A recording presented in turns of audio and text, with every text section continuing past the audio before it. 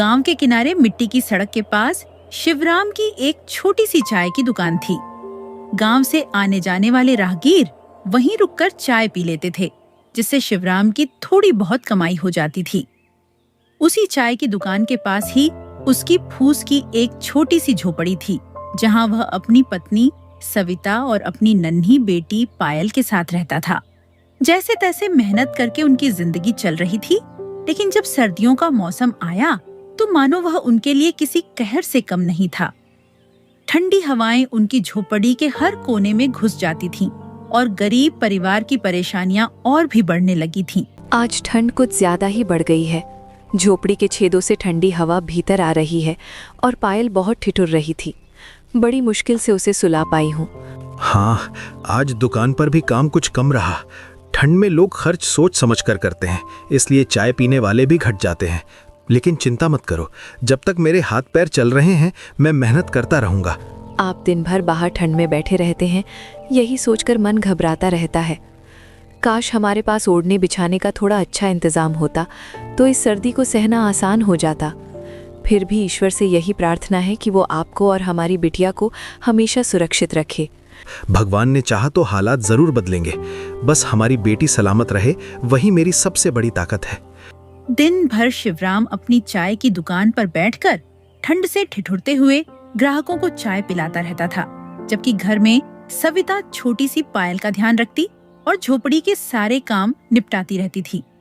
किसी तरह दिन ढलता और शाम होते होते ठंडी हवा और भी तेज हो जाती। उस रात तीनों ने सादा सा खाना खाया और ठंड से बचने के लिए रजाइयों में दुबक कर सो गए। लेकिन आधी रात होते होते मौसम अचानक बिगड़ गया। बर्फ जैसी ठंडी हवाओं के साथ तेज आंधी और तूफान चलने लगा, जिससे शिवराम और सविता की झोपड़ी जोर जोर से हिलने लगी। ये कैसी भयानक हवा चलने लगी है, झोपड़ी पर जैसे उखड़ी जाएगी। छत जोर जोर से हिल रही है। मन बहुत डर रहा है। पायल भी घबरा गई है, उसकी सांसें तेज चल रही हैं। ऐसा लग रहा है जैसे अब यहाँ रुकना ठीक नहीं है। हमें तुरंत बाहर निकल जाना चाहिए, कहीं झोपड़ी गिर ना जाए।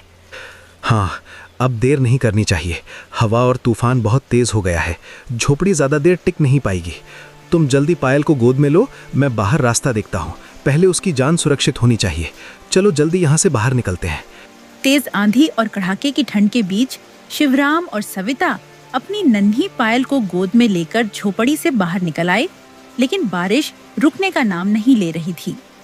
लगातार मूसलाधार बारिश से पूरा इलाका पानी में डूब गया और तेज बहाव के आगे शिवराम की झोपड़ी और चाय की दुकान टिक नहीं पाई। दोनों टूट गईं और घर दुकान का सारा सामान बहते पानी में बह गया। ठंड से कांपते उस परिवार के सामने अब सिर्फ बेबसी ही रह गई। डर मत करो, पहले यहाँ से निकलना जरूरी है। जो होना था हो गया, अब जान बचाना सबसे अहम है। किसी ऊंची जगह की ओर चलते हैं। भगवान पर भरोसा रखो, अभी हिम्मत हारने का समय नहीं है। बाढ़ का पानी तेजी से बढ़ता देख शिवराम अपनी पत्नी सविता और नन्ही पायल को साथ लेकर एक बड़े पेड़ की ओर बढ़ जाता है। उफनते पानी से बचने के लिए वे पेड़ की मजबूत डालियों पर चढ़कर बैठ जाते हैं, ताकि ऊंचाई पर रहकर ठंड और बाढ़ के तेज बहाव से किसी तरह अपनी जान बचा सकें। चारों तरफ सिर्फ पानी ही पानी दिख रहा है। नीचे का बहाव बहुत तेज है और ठंड से शरीर सुन्न होता जा रहा है। इन डालियों पर बैठे रहना भी मुश्किल लग रहा है। पता नहीं ये रात कैसे कटेगी। पानी अभी और बढ़ सकता है, इसलिए हमें पूरी सावधानी रखनी होगी। डालियों पर अपना संतुलन बनाए रखना जरूरी है और जरा भी लापरवाही नहीं करनी चाहिए। जब तक हालात नहीं संभलते, यहीं ऊंचाई पर टिके रहना ही सबसे सुरक्षित रास्ता है। इसी बीच पानी का बहाव अचानक बहुत तेज हो जाता है और पल भर की चूक में पायल उफनते पानी के साथ बह जाती है। शिवराम और सविता घबराकर उसके पीछे दौड़ते हैं, उसे बचाने की पूरी कोशिश करते हैं, लेकिन तेज धारा के सामने उनकी एक नहीं चलती और पायल पानी के भयंकर बहाव के साथ बहुत दूर निकल जाती है। नहीं, ये क्या हो गया? मेरी बच्ची, मेरी पायल, वो पानी में बह गई। कुछ कीजिए, उसे बचा लीजिए। मैं उसके बिना नहीं रह सकती। भगवान, मेरी बच्ची को वापस लौटा दो। मैंने पूरी कोशिश की, बहाव बहुत तेज था, हाथ बढ़ाया लेकिन पकड़ नहीं पाया। मेरी आंखों के सामने वो दूर चली गई, कुछ भी मेरे बस में नहीं था। दोनों पति पत्नी फूट फूट कर रोते हुए उसी पेड़ के नीचे पूरी रात बिता देते हैं। अगली सुबह बारिश तो थम जाती है, लेकिन चारों तरफ नजर दौड़ाने पर दिखाई देता है कि पूरा गांव अब भी बाढ़ के पानी में डूबा हुआ है। अब हमें हिम्मत नहीं हारनी है, चाहे कुछ भी हो हम उसे ढूंढेंगे। जब तक सांस चलेगी कोशिश करते रहेंगे। पूरी रात निकल गई, आंखों के आंसू सूखने का नाम ही नहीं ले रहे। चारों तरफ पानी ही पानी है, गांव पहचान में नहीं आ रहा। मन बहुत घबरा रहा है, समझ नहीं आ रहा वो अब कहाँ होगी। यहाँ बैठे रहने से कुछ नहीं होगा, बहाव उसे यहाँ से बहुत दूर ले गया होगा। चलो पास के दूसरे गांव की तरफ चलते हैं, हो सकता है वो वहीं तक पहुंच गई हो। जब तक खुद जाकर देख नहीं लेते तब तक मन को चैन नहीं मिलेगा। हाँ, शायद वहीं कहीं मिल जाए। चलिए, देर मत कीजिए। पायल को ढूंढने की आस में शिवराम और सविता कमर तक भरे पानी में उतरकर आगे बढ़ते रहे। चलते चलते ठंड और थकान के साथ उन्हें बहुत ज्यादा भूख भी सताने लगी। फिर भी वे उसे पुकारते हुए आगे बढ़ते गए और कब दूसरे गांव तक पहुंच गए उन्हें पता ही नहीं चला। लेकिन इतनी तलाश के बाद भी पायल का कहीं कोई पता नहीं चला। अब तो पैरों में जान ही नहीं बची। ठंड और पानी ने शरीर तोड़ दिया है। बहुत जोरों की भूख लग रही है। एक कदम भी आगे बढ़ाना मुश्किल हो रहा है। मुझे सामने एक ढाबा दिखाई दे रहा है, चलो वहीं चलकर कुछ खा लेते हैं, थोड़ी ताकत आ जाएगी। बस थोड़ी हिम्मत और रखो, पहले वहां पहुंचते हैं, फिर आगे का रास्ता देखेंगे। मालिक, अगर कुछ खाने को मिल जाए तो बड़ी मेहरबानी होगी। खाना चाहिए तो पहले पैसे देने होंगे, यहाँ बिना पैसे के कुछ नहीं मिलता। हालात बहुत खराब हैं, मेरे पास अभी पैसे नहीं हैं। अगर कोई काम हो तो बता दीजिए, काम के बदले खाना दे दीजिएगा। ठीक है, सारे जूठे बर्तन धो दो और पीछे सफाई कर दो। काम पूरा हुआ तो खाना मिलेगा। जी, मैं अभी करता हूँ। आप मेरी वजह से इतना मत कीजिए। तुम बस यहीं बैठकर आराम करो, पहले तुम्हें संभलना जरूरी है, बाकी मैं देख लूंगा। बस थोड़ा काम है, फिर खाना मिल जाएगा। तुम बैठी रहो, ज्यादा कमजोर लग रही हो, ये आदमी काम कर लेगा। ढाबे पर पहुंचकर शिवराम मालिक से काम मांग लेता है और देर तक वहां का सारा काम कर देता है। उसकी मेहनत देखकर ढाबे वाला खुश हो जाता है और दोनों को भरपेट खाना खिला देता है। खाना खाने के बाद वे फिर से पायल की तलाश में निकल पड़ते हैं, लेकिन रास्ते भर खोजने पर भी पायल कहीं नहीं मिलती। तभी सामने उन्हें एक राहत शिविर दिखाई देता है, जहां बाढ़ पीड़ितों को पनाह दी जा रही थी। वो देखो, सामने राहत शिविर है, शायद वहीं कुछ मदद मिल जाए। तुम्हारी तबीयत भी ठीक नहीं लग रही, वहां डॉक्टर होंगे, हो सकता है वहां किसी ने उसे देखा हो या कोई खबर मिल जाए। चलो वहीं चलते हैं, यही हमारी आखिरी उम्मीद है। सविता की बिगड़ती तबीयत और पायल को ढूंढने की एक आखिरी उम्मीद लिए शिवराम उस राहत शिविर की ओर बढ़ जाता है। राहत शिविर पहुंचते ही डॉक्टर सविता को दवाइयां देते हैं और उसे कुछ देर आराम करने की सलाह देते हैं, लेकिन शिवराम का मन वहां टिक नहीं पाता। उसकी आंखों के सामने बस पायल का चेहरा घूमता रहता है। बेटी की याद में सविता का रो रो कर बुरा हाल हो जाता है और लगातार चिंता व कमजोरी के कारण उसकी हालत संभलने के बजाय और बिगड़ती चली जाती। डॉक्टर साहब, इनकी तबीयत ठीक नहीं हो रही है, दवा लेने के बाद भी हालत और बिगड़ती जा रही है, बहुत कमजोरी लग रही है। आप जरा फिर से देख लीजिए, मुझे बहुत चिंता हो रही है। मैं समझ रहा हूँ, लगातार ठंड, भूख और सदमे की वजह से हालत बिगड़ी है। मैं कुछ और दवाइयाँ दे रहा हूँ, इन्हें समय पर दीजिए और इन्हें पूरी तरह आराम की ज़रूरत है। चिंता कम रखने की कोशिश करिए, तभी असर पड़ेगा। सविता, मैं दवा ले आया हूँ, डॉक्टर ने कहा था ठीक हो जाओगी। उठो ना, प्लीज आंखें खोलो, ऐसे चुप मत रहो, कुछ तो बोलो, तुम्हारी आवाज सुने बिना मेरा दम घुट रहा है। काफी देर तक शिवराम के जगाने पर भी सविता ने कोई जवाब नहीं दिया। घबराकर उसने उसका माथा छुआ, लेकिन उसका शरीर पूरी तरह ठंडा पड़ चुका था। तुम्हारे हाथ इतने ठंडे क्यों हो गए हैं? देखो, मैं यहीं हूँ, मुझे अकेला मत छोड़ो। नहीं नहीं, ऐसा नहीं हो सकता, तुम नहीं जा सकती। मैंने तुम्हें संभाल नहीं पाया, मुझसे सब कुछ छिन गया। हे भगवान, मेरी दुनिया उजाड़ दी। अब मैं किसके लिए जीऊं, किसके सहारे आगे बढ़ूं? सविता अब इस दुनिया में नहीं रही थी। कड़ाके की ठंड और लगातार दुख ने शिवराम की पूरी दुनिया उजाड़ दी थी। एक ही झटके में उससे उसका पूरा परिवार छिन गया था। वह सविता के पास बैठकर फूट फूट कर रोता रहा। उसकी सिसकियों में सिर्फ खालीपन और टूटे हुए सपनों की आवाज गूंजती रही।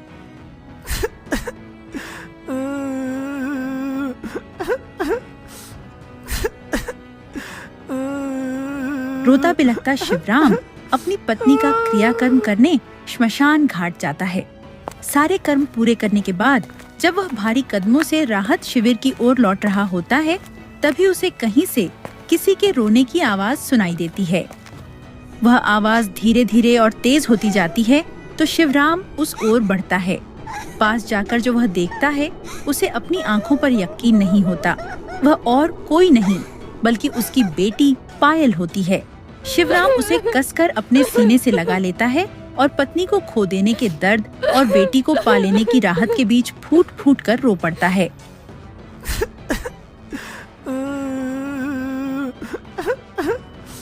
पायल, मेरी बच्ची, सच में तू जिंदा है। एक पल के लिए लगा भगवान ने मेरी सुन ली। मैंने तुझे खो दिया था, सब कुछ खत्म हो गया था। तेरी माँ, मेरी दुनिया। आज जब तुझे फिर से अपनी बाहों में पाया है तो लगता है जैसे मुझे फिर से सांस मिल गई हो। अब कहीं नहीं जाने दूंगा, चाहे कुछ भी हो जाए। तू ही मेरी आखिरी ताकत है, मेरी जिंदगी का सहारा है। बाबा, मुझे बहुत डर लग रहा था। सब तरफ पानी ही पानी था। मैं आपको ढूंढ रही थी। मुझे लगा आप ही नहीं मिलेंगे। अब मुझे छोड़ना मत बाबा, मुझे कहीं मत जाने देना। शिवराम अपनी बेटी पायल को सीने से लगाए बैठा था, लेकिन उसके दिल में एक भारी बोझ था। वह चाहकर भी पायल को सच्चाई बताने की हिम्मत नहीं जुटा पा रहा था। उसकी जुबान साथ नहीं दे रही थी और आंखों में उमड़ते आंसू हर शब्द को गला रहे थे। पायल, मेरी बच्ची, मेरी बात ध्यान से सुनना। तेरी माँ बहुत अच्छी थी, बहुत मजबूत भी। उसने हमें बहुत प्यार दिया है। अब वो हमारे साथ नहीं है। वो इतनी दूर चली गई है जहाँ से कोई वापस नहीं आता। लेकिन वो तुझे छोड़कर नहीं गई है। वो हमेशा तेरे आसपास रहेगी, तेरी यादों में, तेरी सांसों में। अब हमें ही एक दूसरे का सहारा बनना होगा बिटिया। माँ तो नहीं मिल पाएगी, लेकिन उसका प्यार कभी कम नहीं होगा। जब पायल को अपनी माँ की मौत की खबर समझ में आई तो वह बिलक बिलक कर रोने लगी। उसकी सिसकियां सुनकर शिवराम का कलेजा फटने लगा। फिर भी उसने जैसे तैसे खुद को संभाला, पायल को अपने सीने से लगाया और भारी कदमों के साथ उसे लेकर वहाँ से आगे बढ़ गया। बाबा, मुझे बहुत जोरों की भूख लगी है। कल से मैंने कुछ भी नहीं खाया है। पेट में बहुत दर्द हो रहा है। सड़क किनारे बनी एक छोटी सी चाय की दुकान पर शिवराम रुकता है। वह वहाँ से एक कप गरम चाय और कुछ बिस्किट लेता है और प्यार से पायल को खिला देता है, ताकि उसकी भूख थोड़ी शांत हो सके और उसे कुछ सुकून मिल जाए। भाई, चाय और बिस्किट के पैसे देने होंगे। भैया, अभी मेरे पास पैसे नहीं है। कल से बाढ़ में सब कुछ बह गया, घर, दुकान, सब। अभी अभी पत्नी को खोया है और बच्ची भूखी है, इसलिए यहाँ रुक गया। समझ गया भाई, हालात बहुत बुरे हैं। जाओ, पैसे की चिंता मत करो, बच्ची को खिला दो, भगवान भला करेगा। आपका बहुत बहुत धन्यवाद भैया, ये एहसान मैं कभी नहीं भूलूंगा। चाय की दुकान के सामने एक बड़ा सा चौपाल और फैला हुआ पेड़ था। शिवराम अपनी नन्ही पायल को लेकर उसी पेड़ के नीचे बैठ गया। रात गहराने लगी थी और ठंड धीरे धीरे हड्डियों में उतर रही थी। तभी अचानक एक कुत्ता अपने मुंह में रोटी दबाए वहां आया, पायल के पास उसे गिराया और तुरंत भाग गया।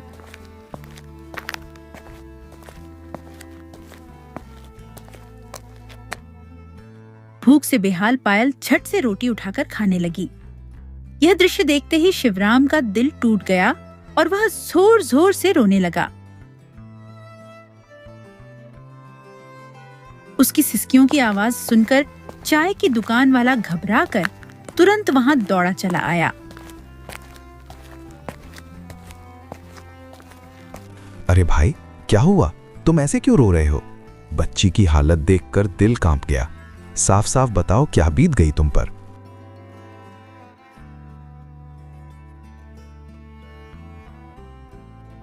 भैया, बाढ़ ने मेरी पूरी दुनिया उजाड़ दी।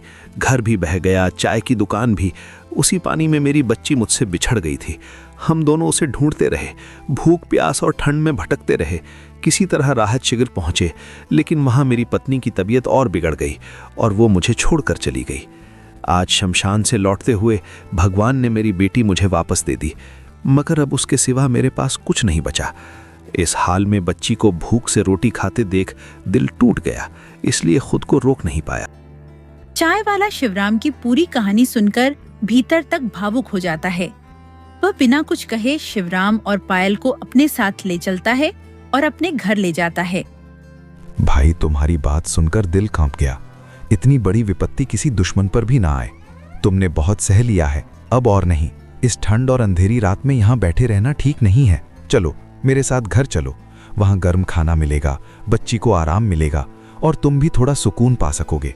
आज से तुम अकेले नहीं हो, इंसानियत अभी जिंदा है और हम सब साथ हैं।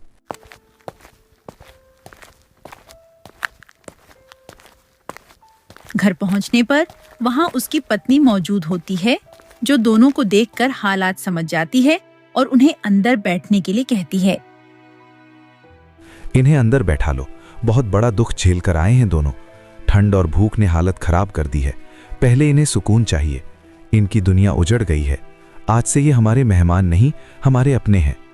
अरे राम, बच्ची तो बिल्कुल सहमी हुई लग रही है।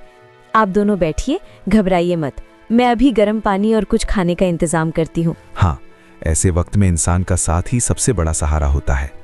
चिंता मत कीजिए, जब तक हालात ठीक नहीं होते ये यहीं रहेंगे। भगवान ने हमें सेवा का मौका दिया है।